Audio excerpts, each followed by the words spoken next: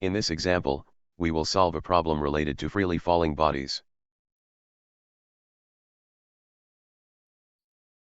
A €1 coin is dropped from a leaning tower of Pisa. It starts from rest and falls freely. Compute its position and velocity after 1 second, 2 seconds, and 3 seconds.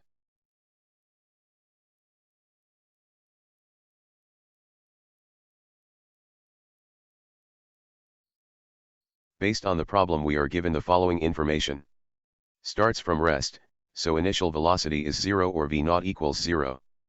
Falls freely, so acceleration is g equals 9.8 meter per second square. Based on the figure, it falls at a certain height set as origin, so we set the time t0 equal to 0 and initial position y0 equal to 0. Times are given, 1 second, 2 seconds, and 3 seconds. So we have the following parameters. v0 equals 0, t0 equals 0, y0 equals 0, g equals 9.8 meter per second square, t equals 1, 2, and 3 seconds. Let's recall the table of equation of motions for motion along the vertical. We then compare it to the given values we have extracted directly and indirectly from the problem. Recall that we are asked to find the position and velocity at times t equals to 1, 2, and 3 seconds. For the position problem, we see that the equation fits with what we want since it contains variables that we know of in order to solve for the unknown. We then solve using the ideal equation we obtained in step 2. Upon substituting the values, we gain that for time t equals 1 second we get that the position y equals negative 4.9 meters. Similarly, we get for 2 seconds y equals negative 19.6 meters. And for 3 seconds we get negative 44.1 meters. We go back to the table in order to solve for the next problem, which is the velocities for various times. We then add to our given values obtained from the positions and we determine the ideal equation to solve for the velocity. We see that equations 1, 2, and 4 would work.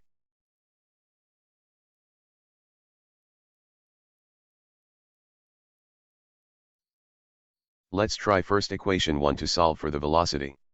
We substitute the given values and see that the formula for v using equation 1 is equal to the negative of acceleration due to gravity times time.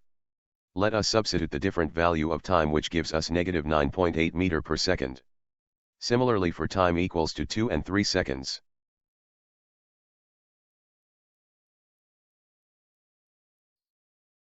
Now let us look at equation 2 to solve for the velocity equation. Rearranging the equation first, then we get that the velocity formula is equal to 2 times the y divided by time t.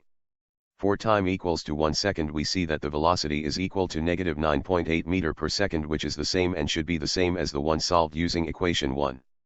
Similarly for the velocities using equation 2 as basis, we get the same values. You do not need to use all 3 equations to solve for the velocity formula. You just have to pick one to solve it.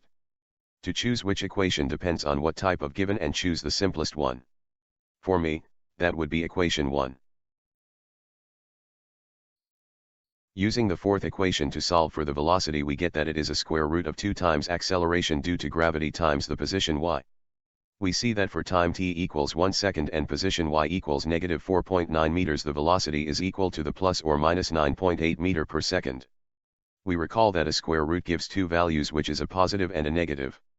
So, to resolve this, we have to look at the problem and see that the situation is that it is a falling object and must have a negative direction, so therefore we choose the negative value of the square root in order to make sense.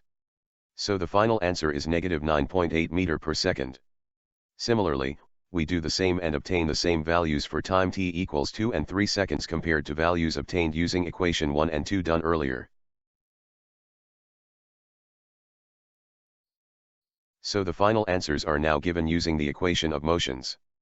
Remember to show your solutions systematically and box your final answers. The end for now. For questions and comments, you may send them to diyslearningstuff@gmail.com. You may review the slide on YouTube at dies@dieslearningstuff. Note, please do not forget to use your school email. Also write your complete name and class section. Thank you for listening and see next meeting.